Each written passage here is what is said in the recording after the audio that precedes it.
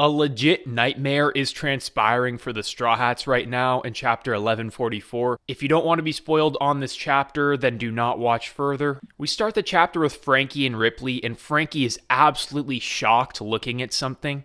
It's this huge scientific facility. Maybe this is where Frankie will get some upgrades and not Egghead.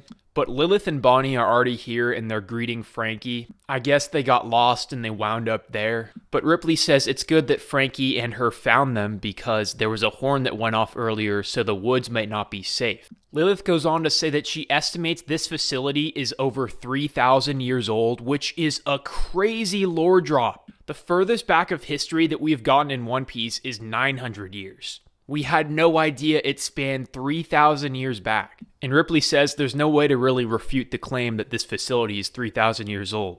And just when Frankie prepares to go in the facility himself, Bonnie notices something and she's scared out of her mind. It's one of the nightmares that was pulled from the Kid Giant's dreams. And Frankie's like, oh man, Elbath's full with some crazy stuff. But Ripley has to tell him this is not something that's native to Elbath. Then we're shown the Western Village where another one of these nightmares is wreaking havoc. This one is a Draugr, just kind of like a big version of Brook, which he acknowledges right here. The Giants try to get the Straw Hats to fall back, but Usopp says they want to fight in a very low tone. Colin wants to fight too, but they won't let him because he's just a kid. But this is when Nami has something to tell Mountain Beard. She tells them about the intruders that she heard about. One of them looks like Red Hair Shanks, and one of them has a really weird ability. Jinbei proposes that they might have devil fruit powers. So the Elder wants to spread the word that there are 2 intruders. But Brook thinks to himself there might be even more than 2 intruders, which he is right, of course. Nami's just really pissed at the entire prospect of kidnapping children, and Usopp thinks that this might be linked to another motive in Elbath. Either way, Mountain Beard will not let the Straw Hats help them because they're their guests. Jinbei thinks that if the culprits are human-sized, then the Straw Hats are better fit to deal with them, and Usopp's like, yeah, then the Giants can take out the big things. But Elbath is too big to search on foot, and that's when Cullen brings out this ship. He's planning to go out and help the Giants. Except he has to be the captain, so they let him do his thing. Knowing Saint Summer's ability and that Gabon is going to want to protect his kid, this is not going to go well, I can see. As the announcement that there are intruders in Elbath aside from the Straw Hats is playing, we see that Gunko is just silently listening to music. Killingham and Saint Summers are kind of taking jabs at her, but she doesn't really care.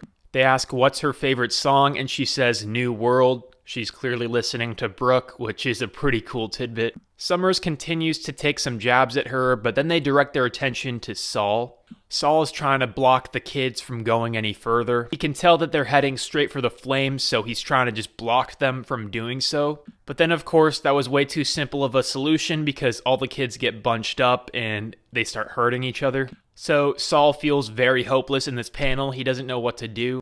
Robin deduces that it must be the work of a devil fruit ability. That's when Saul readies his lasso because he can't let the kids reach the fire, and he's able to grab one of them out of line. Just when he starts to make a little bit of progress, he looks up in the sky. Here we see the Fenrir, and they look very devious in this panel. Teachers at the Walrus School start to notice that these monsters are popping up everywhere all over the island, so they pretty much confirm that this is the work of an ability of some sort.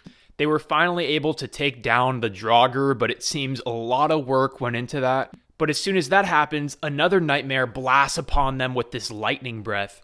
And they realize it's no use, these nightmares just keep coming. This could be implying that they continue to spawn even if they're defeated. But that's when we see some pretty familiar poses with Dory and Broggy asking each other if they're ready while preparing their attack. And of course, they hit the monsters with the classic move. They apologize for being late. They had to get the alcohol out of their system. They pulled up on their ship and Gabon is with them. They are dedicated to taking out these monsters. So I really don't think this should prove to be that much trouble for them, especially if they have Gabon with them. I think Gabon will more than likely end up joining the Straw Hats in fighting the Holy Knights. Because obviously, like I discussed, there's the whole thing with Gabon's son and Summers that dynamic can be explored pretty easily. But also with Summers, it's very likely that Summers was at God Valley. So it's likely that Gabon has already faced Summers in battle. It's also very likely that Bogard has fought Gabon at God Valley. So maybe this God Valley flashback could be explored later on in the arc.